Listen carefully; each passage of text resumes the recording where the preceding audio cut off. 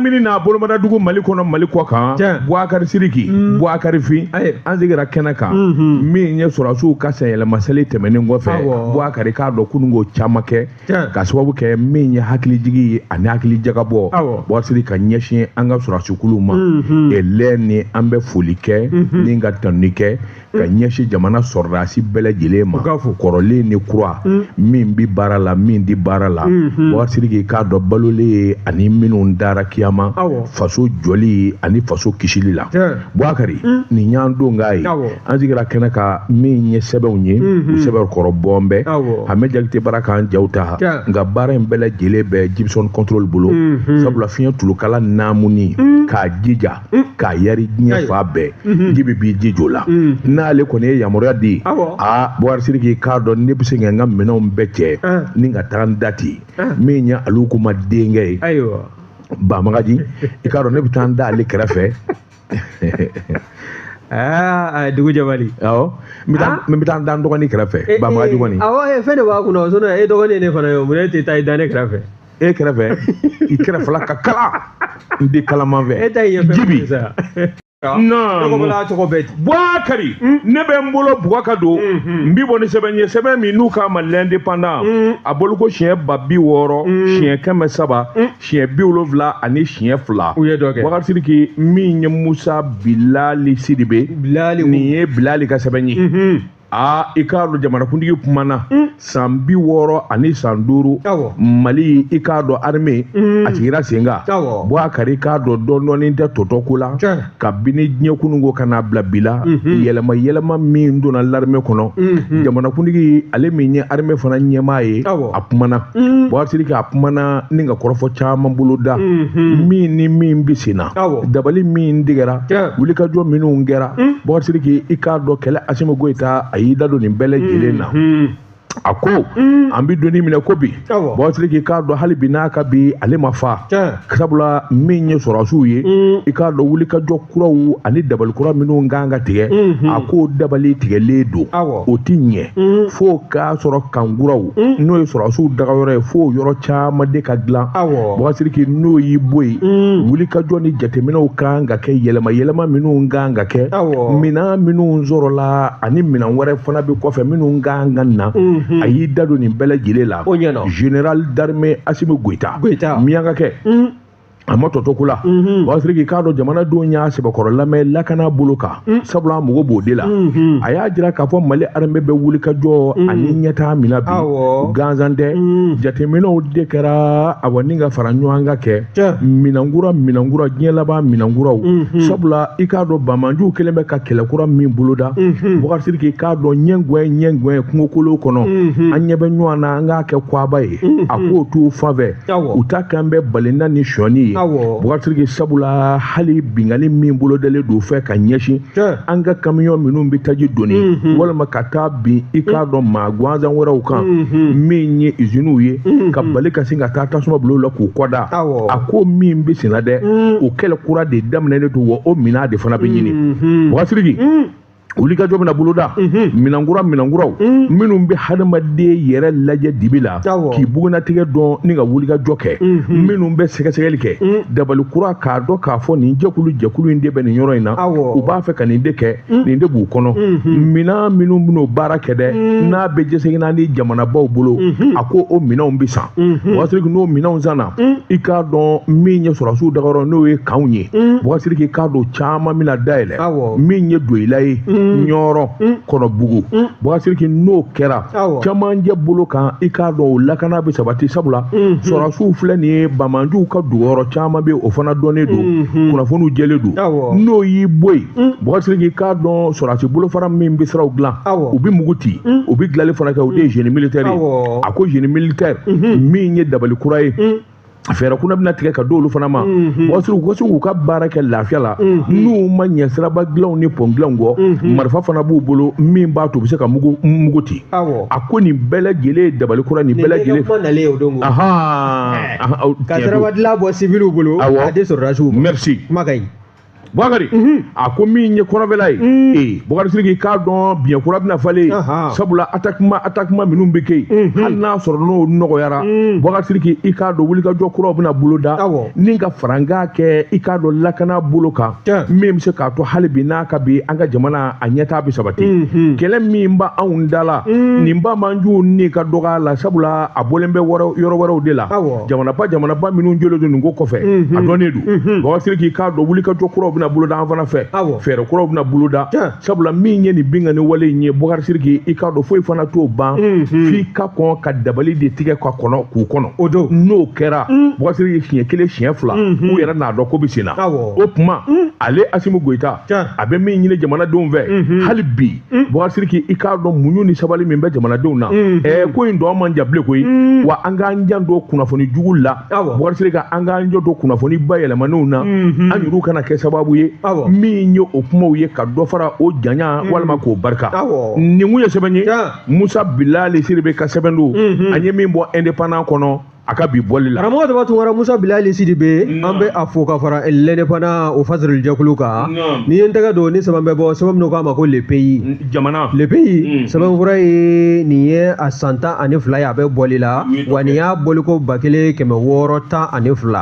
n'i y'a sɛbɛkɔrɔ lajɛ dɔgɔnɔkɛ faama n'o ye Isa Jigiba ale de ye fasarilikɛla ye n'i y'a lajɛ Nabila Isa Tuama a ko min ye anw ka sɔrɔdasiw ka 20 janvier san 2026 20 janvier jongo ala k'a bɛ to maanifin hakili la n'i y'a sɛbɛkɔrɔ lajɛ min ye jamana cɛmancɛ fanga ɲɛmaa ye n'o ye général d'armée Asimi Goyita ye a nalen kɔ min ye kɛnɛ in kɔnɔna ye i b'a ye k'a fɔ kɛnɛ in a dawula tɔ sɛbɛkɔrɔ yangana a yangalen kɔ i b'a ye k'a fɔ a kɔni a y'i tɛmɛ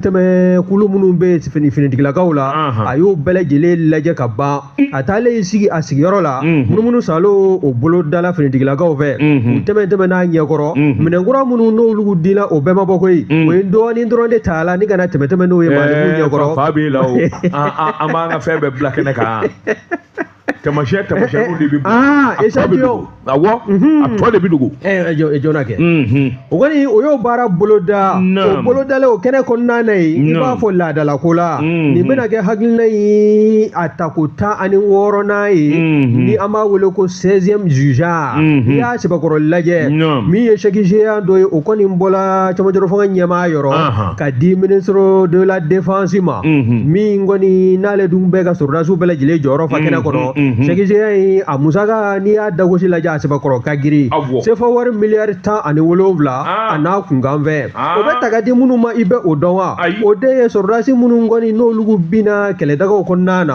n'olu kɔni y'o ni n'u joli kɔni di faso Maliba lakanali fɛɛrɛ tigɛli ma min ye an ka cɛmancɛ fanga ɲɛmaa ye général d'armée Asimi Goyita a ka laseliw senfɛ a y'a jira k'a fɔ ko nin tɛ foyi ye bawo nafolo min bɛ bɔ ka di a tɛ se k'i ka adamaden ni k'a lasegin ɲɛnamaya la i ma ko wa ko nafolo in k'a kɔni bɛ kɛ sababu ye su kɔmaw ka dɔɔnin bɔ u ka hami na a n'u ka degun na n'i y'a sɛbɛkɔrɔ lajɛ chèque géant bɔlen kɔ général d'armée Asimi Goyita tɛgɛ kɔnɔ k'a di général du corps d'armée ma Sadio Kamara ministre de la défense des anciens commandants ale fana y'a di maa min ma i bɛ o dɔn wa o de ye directeur de service social des armées o fana y'a minɛ ni barika ye ka dugu caman sɛbɛkɔrɔ don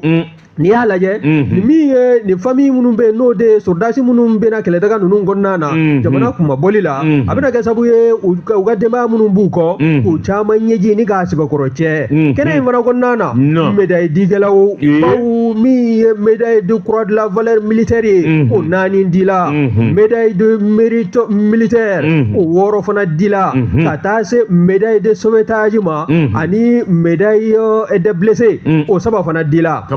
nin sɛbɛkɔrɔ lajɛ nin b'a jira k'a fɔ ɲɛmaw o hakili bɛ dugumamaw na sɔrɔdasi kunda wa min ye jamanadenw fana ye ɲɛmaw olu hakili bɛ jamanadenw na jamanadenw u nikun n'o bolomina bɛ se ka lakana cogo min na wa min ye tasibila ye général d'armée Asimi Goyita cɛmancɛ fanga ɲɛma a y'o tasibila kɛ ka ɲɛsin jamana yɛrɛ a ka yɛrɛma hɔrɔnya bɛ d'a ma waati min na maa min bɛ yen n'o de tun ye jamanakuntigi ye n'o de ye ala ka hinɛ Modibo Keyita la o n'a tɔɲɔgɔnw a y'o tasibila kɛ ka ɲɛsin u bɛɛ lajɛlen ma k'a jira k'a fɔ bibi na anw ka sɔrɔdasiw an b'an disi gosi ni o ye wa an ma min ye an b'an sewa n'u ye wa an bɛ se k'an ɲɛ ninnu yɛrɛ bɔ maa wɛrɛ la ni sɔrɔdasi ninnu ye k'a sabu kɛ labɛn min n'o t'an bɛ ka ɲɛsin u ma minɛnkura n'o ye diɲɛlaba kɛlɛkɛminɛnkuraw ye ani taabolo ni hakilinakura minnu kɛlɛ sira fɛ n'o bɛɛ lajɛlen t'an bɛ ka di anw ka finitigilakaw ma bi nin bɛɛ lajɛlen b'a to anw k'an disi fa n'an ka sɔrɔdasiw ye olu de jɔn bɛ anw ɲɛ anw ni gɛlɛya ni ɲɔgɔn cɛ wa an bɛ dugawu don de kɛ sa hali busa baara in kɛcogo ɲuman ala k'a nɔgɔya u ye nin ko sɛbɛn fɛn bɛna salo ka bɔ le pays kɔnɔna na Isa Jigiba a ka fasiri don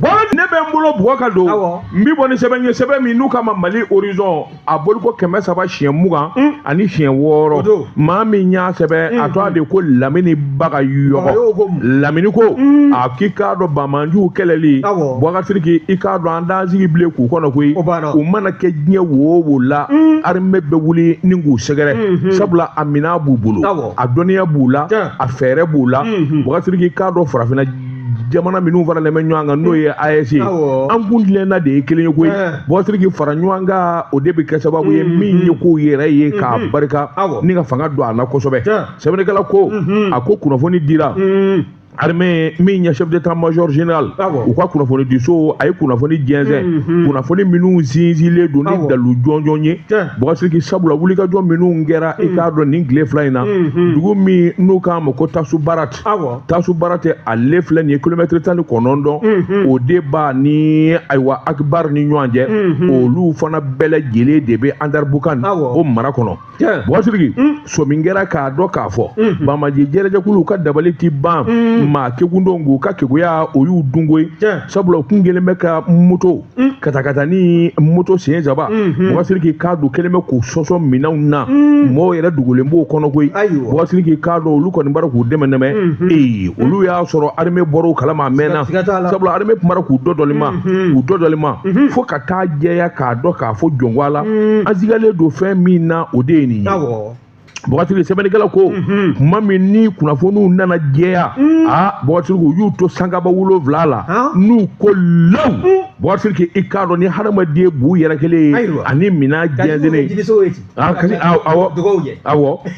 sɛbɛnnikɛla ko nin si tɛ sɔrɔ kunnafoni sanuyalen kɔ armée bɛ kunnafoni ɲini cogo min na Boubacar Sidiki u ye dɔ fara a dalilu kan u y'a yɛlɛma kosɛbɛ o kunnafoni jɔnjɔnw de kɛ bɛ sababu ye bi i k'a dɔn ɲɛtaaba ka sɔrɔ a ko Mali armée ani AES armée Boubacar Sidiki k'a dɔn u ye dabali bɛɛ lajɛlen tigɛ ka se bɛɛ lajɛlen ɲini min kɔni bɛ se k'a to sɔrɔdasiw yɛrɛ ka wuli ka jɔ a bɛ ne ka waati jan bɔ sa Boubacar Sidiki i b'a mɛn bilen ko ayiwa Bamanjuw taara bin nin kan in kan u taara bali nin sɔrɔdasiw la u ye gɛlɛnkɛ da sɔrɔdasiw ɲɛ a ko yalima i b'o mɛn bilen wa Boubacar Sidiki i bɛ bali ka min kɔni mɛn an ye nin ma hakɛ fa nin yɔrɔ in na nin ma hakɛ in i k'a dɔn o de minɛna a ko b'a jira k'a fɔ kɛlɛminɛnkuraw ni fɛɛrɛ kura minnu tigɛlen don jɔn ko ala an ka finitigilakaw ayiwa tabarikala u k'an ka fɔ nin bɛɛ lajɛlen bɛ kɛ tɔnɔ ye tɔnɔ min ni AES jamanaw n'u y'u tɛgɛ di ɲɔgɔn ma ka kunnafoni di ɲɔgɔn ma ka ɲɔgɔn sɛbɛn kɔrɔ dɛmɛ nin kun ye sɛbɛn ye an ye min bɔ Mali horizon kɔnɔ a ka bi bɔli la cogo bɛ di dɛ waati wɛrɛ ni n tɛgɛ don ni sɛbɛn bɛ bɔ sɛbɛn min k'a ma ko le relais sɛbɛn fura in y'a bolo ko 200 ani 2 ye fasirikɛba o de ye Seydou Kɔnɛ ye Seydou ko min ye wulikajɔ ye halisa ka sanga ni anw ka finitigilakaw n'o ye 20 janvier o ɲaɲali seliw ko a ma k'an ka marabolo bɛɛ lajɛlen kɔnɔna na wa n'o y'an ka région ye bugunikaw olu fana ma to kɔ baara in na koyi bawo min ye kununko tarata ye o y'a ka dugu ye ayi non an ka maraden kɔrɔw don o kuma se ka so région de fɛ o non kan'o fɔ dɛ c'est une région ne ma ban ma sa région de do la région de Buguni i ko ko Sikaso est une région Buguni est une région mais Buguni faisait Buguba est devenu Buguba Buguba non Buguni est devenu Buguba maintenant parce que sanu bɛ yen jama bɛ yen lithium bɛ yen a ko kɔni a jala saw ayuru Sikaso ka laban a bɛ taa l'impôt sara Buguni o lithium nin bɔlen filɛ nin ye o ye suguya de kɛtɔ ye k'a la ayiwa naam i y'a mɛn diɲɛ dogo dogo suguya ye ala dun o y'o de daminɛ ayiwa basi a bɛ ɲɛ o lithium ma bɔ yan a bɛɛ bɛ taa baara ɲini na Buguni ayiwa naam Buguni wayi Buguni c'est Buguba min ye anw ka sɔrɔdasiw ye u ka nin 20 janvier in jɔn ko ala an bɛɛ lajɛlen kun sewalen don min ye kɛrɛnkɛrɛnnenya Buguni région maaw u ma to kɔ baara in na k'a sabu kɛ min ye Buguni gouverneur ye ka taa se sɔrɔdasiw ka ɲɛmaya o kan o bɛ maa min ka danganiya kɔnɔ n'o ye commandant kan ye n'i y'a lajɛ 82e régiment blindé n'i y'a lajɛ o bɛ Buguni de wa n'i y'a lajɛ fana min ye maaba caman ye musow ni denmisɛnw ka taa se maakɔrɔw ma nin bɛɛ lajɛlen olu y'u sen b'u kɔnɔkɔrɔ a ko a kana lakali n yɛrɛ ɲɛ ka da a kan baara min bɔra ka kɛ anw ka génie militaire o dukɛnɛmana na Bamakɔ yan dɛ o baara kelen o bolo dala Buguni kɛnɛba in fana sanfɛla la maire lakaw ka taa se min ye partenaire miniers ye min y'an ka sɔrɔ bosobaw ye fo ka taa se association de soutien de la transition ninnu bɛɛ lajɛlen sɔrɔdasiw kanuya bɛ maa o maa na fo ka taa se central syndicaliw ma ninnu bɛɛ lajɛlen kɔni hali kunnafonidilaw olu ma to ko baara in na bɛɛ lajɛlen tun bɛ kɛnɛ kɔnɔ a kana lakali n yɛrɛ ɲɛ ka da kan walasa n ka se a ko yɛrɛ a lakalili cogo ɲuman na kɛnɛ n'i y'a lajɛ kɛnɛ baara kunfɔlɔ n'o ye kuma ye o dila maa fɔlɔ min ma o de ye kan min bɛ yen n'a bɛ wele ko kan du 82e régiment blindé o commandant n'o ye lieutenant colonel Seydou Traoré Seydou a kɛlen kɔ ka kuma ta a kɔni y'a jira sa k'a fɔ bɛɛ lajɛlen sewalen don wa a bɛ bɛɛ lajɛlen fo cɛsiri la olu bɛ baara ni cɛfarinya fɛn fɛn na k'o boloda nin ye min ye o ka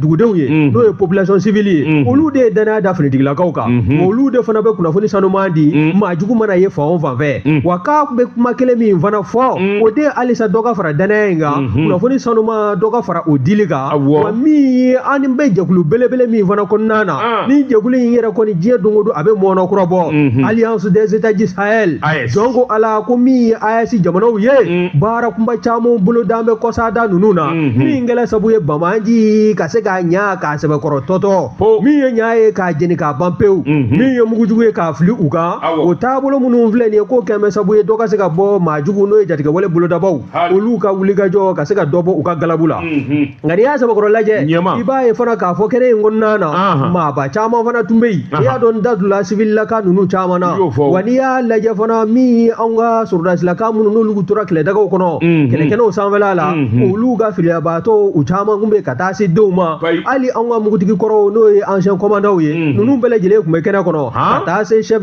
officier d'état major ma min ye ji ni kungo lakana tigilamɔgɔw ye eaux et forêts ninnu bɛɛ lajɛlen tun bɛ yen douane ka taa se protection civile ma police nationale ka taa se gendarmerie nationale ma garde nationale ani les élèves sous-officiers armée de terre engins blindés nin bɛɛ lajɛlen matarafaba tun bɛ kɛnɛ kɔnɔ waasa min ye nin 20 janvier ye a kana lakali i ye san 65 sɔrɔla ko la i b'a ye k'a fɔ dɔ kɛla wa min ye camanba ye o fana bɛ kɔ ka na wa n'i y'a sɛbɛkɔrɔ lajɛ kuma in o kɔ tɛ kafo n'o ye kafotigi ye n'o ye Buguni région gouverneur ye générali n'o ye Ousmane Wele ye ale y'a jara sa k'a fɔ min ye lieutenant colonel ye ka taa se Buguni ka den cɛman ni musoman denmisɛnnin maabakɔrɔ bɛɛ lajɛlen bɛ fo wa min ye cɔmɔtɔrɔ fanga ɲɛmaa fana ye a fana bɛ fɔ a ka hakili feerelenya la bawo a kɛn bɛ ka dɛmɛ min ta ka ɲɛsin finitigilakaw ma baara minnu ni kunnawolo minnu ni finitigilakaw b'a la k'a sɔrɔ jamana seleke 4 kɔnɔ k'a kun tɛ sɔrɔ bɛɛ minɛn minnu sɔrɔla kɔsada fɛ san damadɔ laban ninnu na ka di finitigilakaw ma o kɛn bɛ sabu ye o ka se ka sinsin ka ɲɛ bawo sɛmɛyɔrɔ ɲuman o bɛ sanfɛ jiri o b'o tigɛ diya n'i y'a sɛbɛkɔrɔ lajɛ fasiriba ka fɔla n'o ye Seydou Kɔnɛ ye relais kɔnɔna na ale kɔni y'a jira sa k'a fɔ wulikajɔw ni labɛnw sabati bɛɛ finitigilaka mana kɛ fan o fan fɛ i k'a bila i kunkolo la k'a fɔ fini donna ni kan min ye ni walima an ka jamana a ka wuli ka jɔ a sen fila kan o fila don nin ye sɛbɛ tuma min na y'a salo ka bɔ le relais kɔnɔna na Seydou Kɔnɛ a ka fasiri don n bɛ bolo bugɔ ka don n bɛ bɔ ni sɛbɛn ye sɛbɛn min n'u k'a ma référence Boubacar k'a dɔn bonya tɛ barika ye sirakɔrɔ jiri nɛgɛnka don Boubacar sɛbɛn bɔra nin y'a bolo ko siɲɛ 83 ye bɛɛ jara nin y'a ka sɛbɛn ye bɛɛ ko a k'i k'a dɔn Ngana Mamadi Fokobilen don Boubacar an ka jamana a foroba cakɛdaba minnu bɛ yen minnu bilalen b'a ɲɛmaaya la u k'ale k'a don u bila kun ye jamana lafiya ani wari sɔrɔli de ye olu b'o kɛ fo ka taa sɛbɛkɔrɔgun e ko nin jɛ in e ko suba tɛ de min ye miliyari 1,000 ani miliyɔn 400 Boubacar k'a dɔn k'o wuli ka t'o kɛ jamana wagande kɔnɔ dari Amadu Fall Janka ale don impôt n'o fɔra bi nin kamalen ja nakun bɛɛ waati maa minnu y'a sugandi n'o y'a ka ɲɛmaaw ye minisiri min n'a bɛ sɔrɔ kunna bɔbɔkɛ bilen ka taa se jamanakuntigi ma u y'a dɔn dɛrɛ k'a fɔ cɛ in k'a bɛ se ko la sɛbɛnnikɛla ko direction générale des impôts Mali kɔnɔ bi waati min ɲɛna ɲɔgɔnna ma deli ka kɛ san 2025 tɛmɛnen in na miliyari 1 ani miliyɔn 441 waati u y'o de dasi jamana wagande kɔnɔ a ko wuli ka jɔ ani jateminɛ min ye jankafali waati k'a dɔn kamalen min a ka kuma man jan n'i y'ale yɛlɛmisɛnnin foyi t'a bolo baara yɛrɛ kɔ min ye baaraninjɛ ye min ye kalikan ye a y'o di jamana ɲɛmaaw ma waati k'a bi wele don min ni ka na i k'a dɔn lɛnpo kunna tiɲɛ don o y'a sɔrɔ lɛnpo bɛ wuli ka jɔ bala nka a nana dɔ fara yeelen nka mɔgɔ yɛrɛ sirannen kun don k'a fɔ jan ka nalen min filɛ kamalen kɔrɔ min kun bɛ yen k'a fɔ a n'o nɔfa wa waati k'a dɔn a y'a sɔsɔ sɛbɛnnikɛla ko wuli ka jɔ nana boloda sabula jamana ka sɔrɔ waati k'a ti bɔ kɔ ka bilen min ye foroba baarakɛlaw ka wa sara ka taa se an mago bɛ minɛn minnu na nin si tɛ bɔ kɔ ka bilen minisiri Sanu kun y'a jira waati la k'a fɔ an k'an jija se bi jamana in ye min y'an ka cakɛda sɔrɔ minnu bɛ sɔrɔ n'a dilanna ka ɲɛ ni maa ɲɛnamaw taara ka bila a ɲɛmaya la waati k'a bɛ kɛ sɔrɔ ye sɛbɛnnikɛla ko i k'a dɔn Amadu Jankafali i k'a dɔn a nakun kɛra nin den ye a ko tuma min n'a nana gɛlɛya caman dalen bɛ ɲɔgɔn kan o dogolen tɛ maa na Mali yɛrɛ ka gɛlɛya dɔ de bara ka fara a kan nka Jankafali a nana taasi kɛ ka miiri waati k'a dɔn yɛlɛmabolo jumɛn kan ka don lɛnpo la hakilina kura jumɛn min kan ka don o de la a nana wuli ka jɔ kɛ waati la ni ka taa masa ɲɛmaaso minnu bɛ yen ka taa bɛɛ lajɛlen lajɛ kilisi min b'a da ani dabali min bɛ yen k'o f'u ye bɛnkanw nana sabati o kɛra Bamakɔ ani Kati lɛnpo soba minnu bɛ yen kuma min n'olu bɛɛ lajɛlen nana dafa Bɔkari sɛbɛnnikɛla ko u nana kunkan bɔ kunkan bɔlen san 2025 bi kunjɛ waati min miliyari 1 ani miliyɔn 441 qui dit mieux Bɔkari a ko n'i y'a ta k'a lajɛ nin dama yɛrɛ dama nin bɛ se ka kɛ sababu ye min ye Mali yɛrɛ ka hɛrɛ caman ye ni ka se k'a jidi a ko an bɛ don min na ko bi nin kadiriba minnu bɛ yen jamana jigi dalen d'u kan Bɔkari k'a dɔn san 2026 o jɔlen filɛ jan ka ye dabali min di ka 2025 a ko 2026 o sɔrɔ ka girinya ka tɛmɛ o kan nin kun ye sɛbɛn ye an ye min bɔ référence kɔnɔ a ka bi bɔli la karamɔgɔ Dawatu Wara ni n tɛgɛ don ni sɛbɛn bɛ bɔ sɛbɛn min k'a ma ko Nouvelle Horizon Nouvelle Horizon Mahamani Ture nin y'a ka fasiri ye Mahamani ko min ye jatigɛwale baara bolo dabaw ye e ko o m'anw ka sɔrɔdasi jalatigi dɔ ni a den ka taa se a jɔni ma k'u ta Bananzole ni ka taa ni u ye wa an kɛ Bananzole awɔ an kɔrɔ yan jɔna kɛ olu tun bɛ mun na yen a kun dalen b'a ka foro la Allah ko ninnu kɔni sabali de ka ɲi hali anw tɛ taa maa bila aéroport la bilen o tuma e taara Abidjan sisan waati min e taara cogo di ne ni sira min dara ne sira nana ni mana kɛ yɔrɔ min maa bɛ siran de ko ye Ala k'an sutura i y'a dɔn aéroport o rendez-vous ye dugutilamaw de ye a ma nɔgɔn n tɛ taa n'a ye denmisɛnw diya u ka taa n tɛ taa yɔrɔ si naam min ye fasirikɛla ye Nouvelle Horizon kɔnɔ n'o ye Mahamani Ture ye Mahamani ko min ye anw ka nin armée de l'air commandant ye n'o ye Amadu Ture ye armée malienne o armée de l'air o commandant de don wa n'i y'a lajɛ a bɛ minɛ waati min kama min ye décembre kalo sale ye o tile 27 san 2025 n'i y'a sɛbɛkɔrɔ lajɛ a ko maa kofɔlen ninnu n'o ye jatigɛwale baara bolo dabaw ye moto 4 de nana i y'a dɔn u bɛ yaala maa 2 moto kelen n'i y'a sɛbɛkɔrɔ lajɛ moto 4 in kɔni nalen u ye a yɛrɛ a sigiɲɔgɔn dɔ de ɲininka koyi foro in filɛ yɔrɔ min na a sigiɲɔgɔn minnu bɛ yen o dɔ de kɔni sɔnna ni ka se ka ɲɛfɔli kɛ fasirikɛla ye n'i y'a sɛbɛkɔrɔ lajɛ ale sigiɲɔgɔn in kɔni y'a jira sa k'a fɔ maa kofɔlen maa min don maa ɲumanba k'a fɔ n ye faama ye n ka sira cɛ maaw na k'o tɛ Amadu Ture ye dɛ Amadu Ture a bɛ n'a fɔ fini yɛrɛ t'a kana fewu bawo jɔyɔrɔ min b'a la bi n'i y'a kɛ maa dɔ ye a tɛ kuma maaw fɛ a tɛ maa tɔw jati nka maa min don a ka mɔgɔya ko o de sɛbɛkɔrɔ ka bon wa n'i y'a lajɛ fana nin donni a kɔni kun taalen bɛ n bɛ taa n ka foro lajɛ ni n ka foro famana n bɛ munumunu salo kɛ ka taa lajɛ foro yɛrɛ bɛ lahalaya min na a kɛra i b'a fɔ maa wɔɔrɔ bɛ janfa la n'olu kɔni ni nin maamuru ni jatigɛwale baara bolo dabaw n'u k'olu kɔni kɛn bɛ ka janfa siri Amadu Ture kama n'o ye commandant ye o kɔni a n'a foro la ani u ka moto mankan mɛn ten wu a k'u kɔnɔ sa ko poste min bɛ yen fan fɛ dɛ Banazole ɲɛfɛ dɔɔnin k'u b'a la ka taa yen de n'a sɔrɔ o kɛn bɛ ka kunnafoni sɔrɔ u b'a fɛ ka boli ni ka se ka o fari da ja u nakun ye commandant yɛrɛ cɛli ye ka taa n'a ye u nana dɔrɔn ka na commandant sɔrɔ yen ka e de ye karisa ye wa ka sin ka a fara ɲɔgɔn kan ten ka taa n'a ye wa ani a denkɛ dɔ tun bɛ yen n'o ye Bukari Ture ye ka taa se min ye a balimamuso den ma Justin Dako ninnu bɛɛ lajɛlen kɔni maa saba u taara kɔsada in na i b'a ye k'a fɔ a kɔni a bɔra ni ka kuma ja dɔ la o ja min n'o folofolo bɛ réseaux sociaux sanfɛla la a kɔni kɛn bɛ k'a jira k'a fɔ k'olu minɛ u fura dama ka na se bi ma n'o ye k'a minɛ décembre kalo tile 27 tɛmɛlen na san 2025 ka na se 2026 ma ko gɛlɛya foyi ma u sɔrɔ min ye a den ani a balimamuso den gɛlɛya kɔni b'u kan o a tɛ se k'a fɔ de a tɛ se k'a fɔ de Allah ni ye Makari ko da gɛlɛya b'u kan dɛ kuma na olu ko k'u jɛ ne mana maa dɔw sigilen olu bɛ tila ka taa fɔ k'u bɛ daga yɔrɔ ɲini ninnu ka nin wulikajɔ la ko k'u b'a la ka kɛlɛ min kɛ ko diinɛ ko kɛlɛ de don an bɛ kun ɲɔgɔn na a bɛ ɲɛ o naam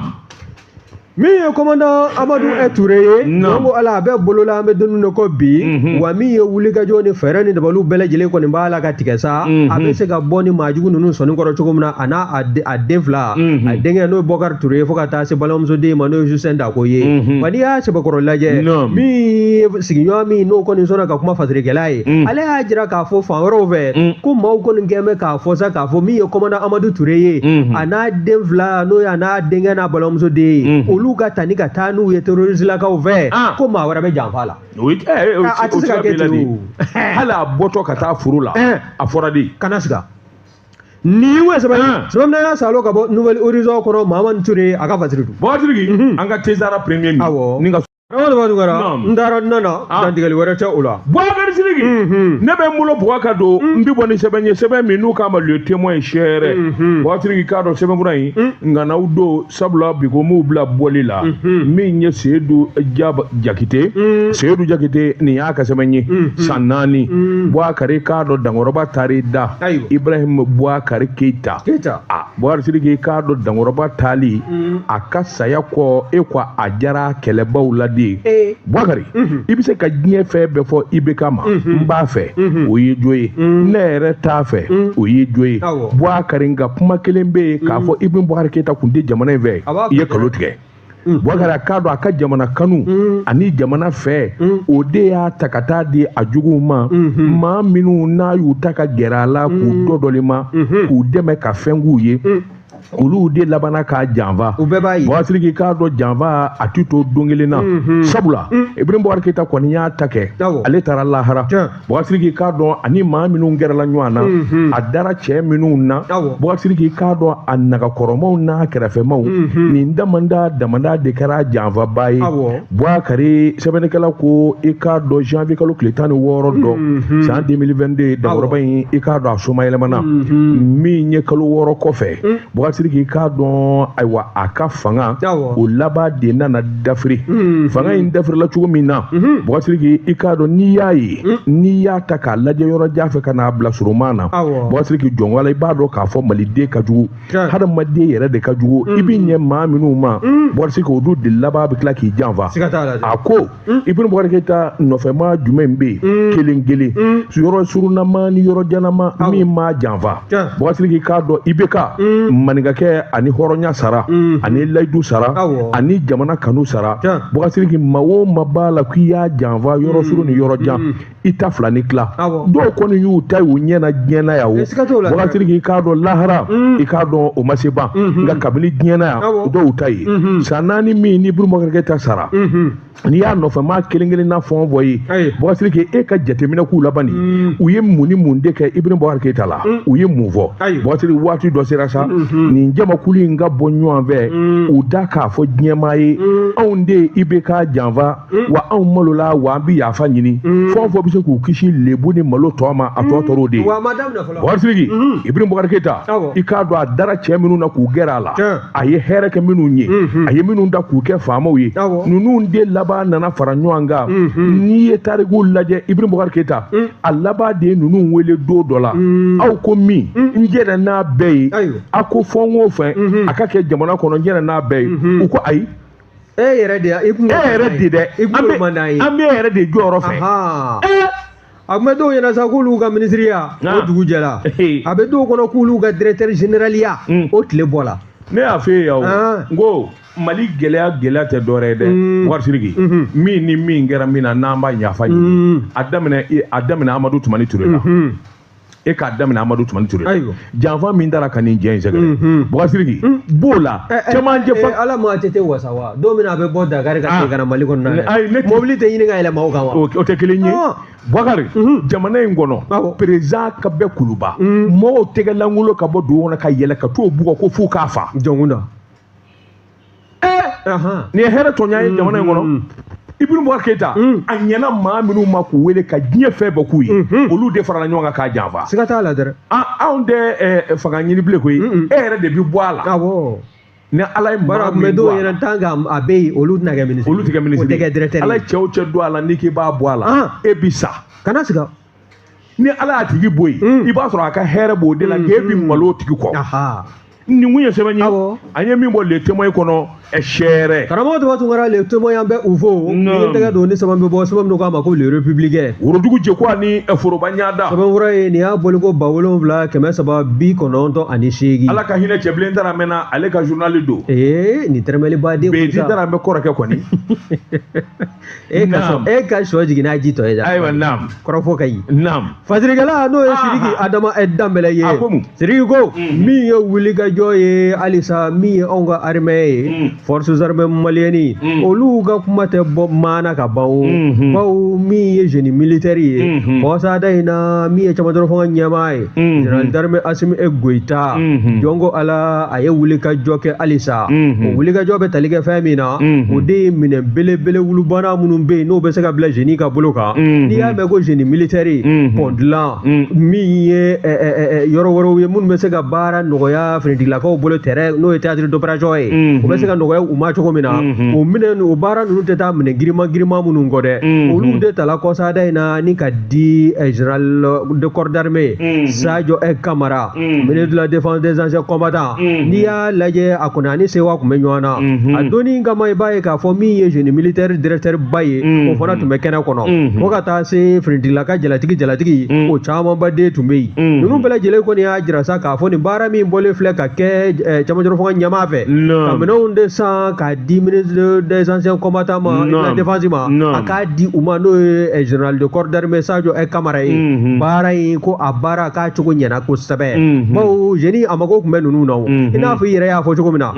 n'a ma ye k'a fɔ an ka sira belebele wulubara minnu b'a la ka dilan a baara daminɛ o daminɛ i b'a ye k'a fɔ jatigɛ wale baara dabaw o bɛ taa ben mobili walima mansinw kan ka tasuma don u la ni marifatigiw yɛrɛ ni baara taara ka kalifa u la yalima min y'an ka sirabaw ye o tɛna dilan ka ban n'i ye kɔrɔfɔ ninnu lajɛ min ye génie ye ka nafa ka jɔyɔrɔ ka bon kosɛbɛ armée kɔnɔna na o bɛ baara caman kɛ armée baarakɛlaw ye u bɛ baara kɛ cogo min na dɛ u bɛ i b'a fɔ civilakaw bɛ pont dilanw ni fossé dingɛ minnu sen o ka baara ɲɛsin bɔ u bɛ mugu fana ci ka fara a kan o tɛ tɔnɔ fila ye wa n'i y'a lajɛ Sidiki Adama Danbɛlɛ républicain kɔnɔ a ka kɔrɔfɔ la a kɔni y'a jira sa k'a fɔ min ye génie militaire yɛrɛ ka devise ye o de ye construire parfois détruire toujours servir angɛ ma tubabukan in faamu dɛ construire parfois détruire pour toujours servir parfois détruire waati dɔw la a dilanlen kɔ i b'a walo ka bɔ yen de ka segin a kan waasa a ka kɛ nafa ye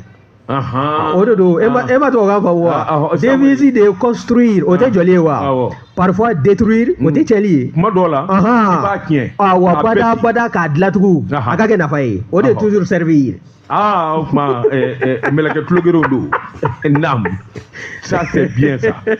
min ye génie militaire ye ɲɛma ka taa se ministre de la défense des anciens combattants ma ani soldats jɔyɔrɔbatigi jalatigiw hali dugumamɔgɔw ka bɛɛ lajɛlen ni nisɔndiya bɛ ɲɔgɔn na bawo an mago bɛ minɛ min na nin y'o sɔrɔlen ye wa nin y'o nalen ye baara caman bɛ yen minnu kan ka kɛ kɛlɛtaga ninnu kɔnɔna na o baaraw bɛɛ lajɛlen bala bɛ don fan minnu fɛ minɛ in bɛna kɛ sababu ye ne ka ŋɔni de sama ka bɔ maa caman sen na k'o kɛ fajirikɛba n'o ye Sidiki Adama Danbɛlɛ ye républicain kɔnɔ nin y'a ka kunnafoni ye kuma ɲɛna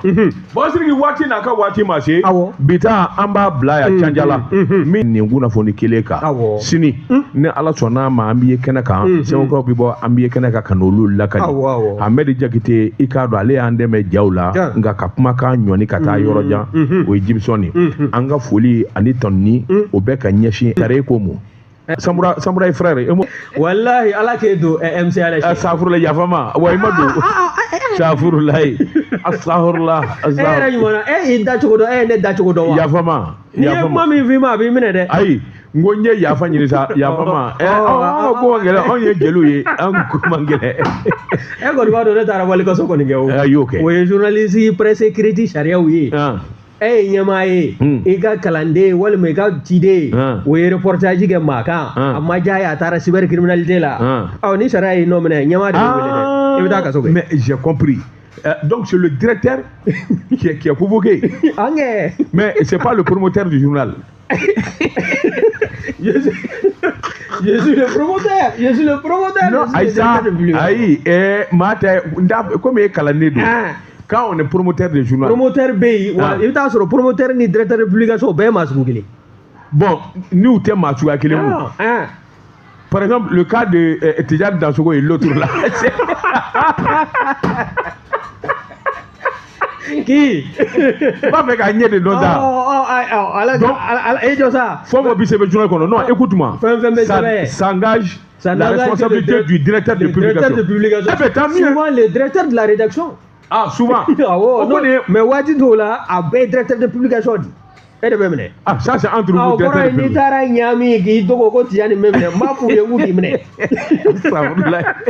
Voilà,